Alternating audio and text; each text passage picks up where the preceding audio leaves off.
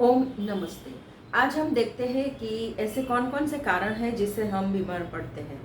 तो इनमें सबसे पहले आता है लाइफस्टाइल। हम कैसे रह रहे हैं, हमारा रहन सहन क्या है, हमारा आहार क्या है, हमारा विहार क्या है। तो अगर आहार में देखें तो जैसे विष युक्त आहार है, प्रिजर्वेटिव वाला पैक्ड फूड है, अलग अलग कलर कॉम्बिनेशन करके जो खाना बनाया जाता है हम उसको खा रहे हैं। तो इस तरह से गलत कॉम्बिनेशन के साथ खाना खाने से, विरुद्ध आहार खाने से, विषयुक्त आहार खाने से हम बीमार पड़ते हैं। बिहार में अगर हम देखें तो बहुत सारा ट्रैवलिंग करना, जैसे हम ऐसे मानते हैं कि हम तो अपनी गाड़ी में जा रहे हैं, बंद गाड़ी में है, तो इसमें भी हमारी एक मूवमेंट रहती है, हमारी एक गति रहती है।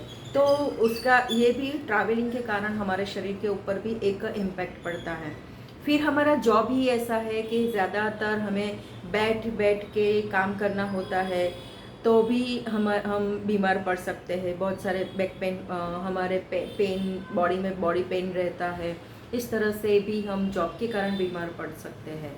फिर है कि हम योग अभ्यास नहीं करते हैं या कोई फिजिकल एक्टिविटी नहीं करते हैं, तो भी हमारा विहार गलत हो जाएगा और हम बीमार पड़ सकते हैं।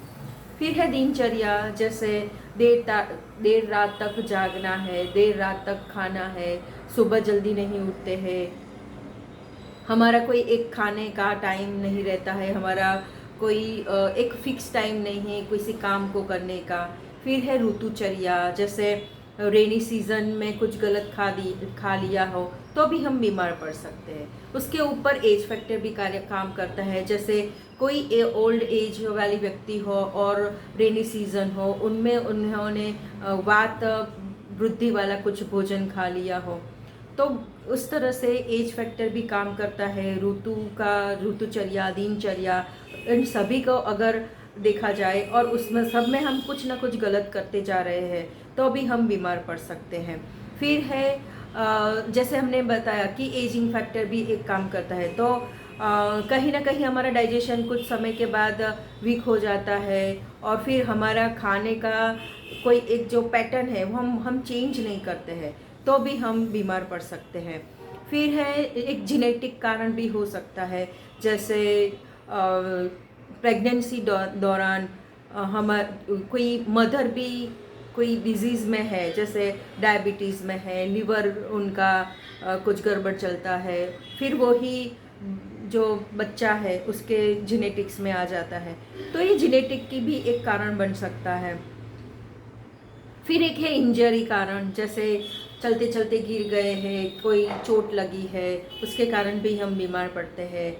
ट्रॉमा भी एक कारण बन सकता है, जैसे हमें मेंटल कोई स्ट्रेस आया है, डिप्रेशन आया है, मेंटल हमारे थॉट्स कुछ गलत चल रहे हैं, उसके कारण भी वो जो मानसिक है वो हमारे फिजिकल बॉडी पर भी इम्पैक्ट डालता है, तो इसके कारण भी हम बीमार पड़ सकते हैं। तो ऐसे कोई कारण है, हमारी प्रवृत्ति भी ऐसी है, जैसे हमें मालूम है कि ये चीज़ हमें सूट नहीं करती है, फिर भी क्योंकि मुझे पसंद है इसलिए हम खाए जा रहे हैं, तो इसके भी कारण हम बीमार पड़ सकते हैं। तो ऐसे कुछ कारण मैंने आपको बताया जिसके कारण हम बीमार पड़ते हैं।